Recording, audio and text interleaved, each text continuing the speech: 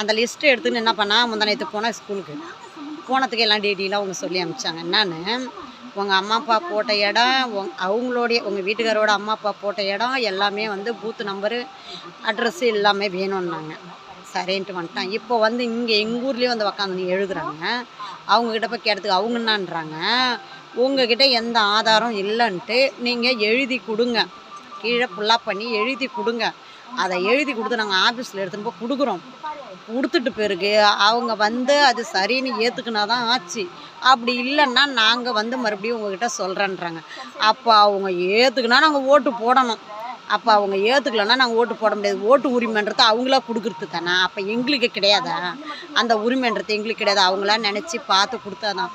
சரி, எங்களுக்கு இருக்கிறவங்களுக்கு அந்த காசை வச்சு போட்டுருவாங்க.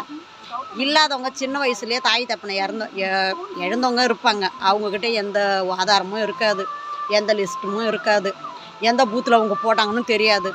அதுக்கு என்ன பண்ணுவாங்க? அப்போ அவங்களுக்கு ஓட்டு உரிமை கொடுப்பாங்களா இல்லை கொடுக்க மாட்டாங்களா?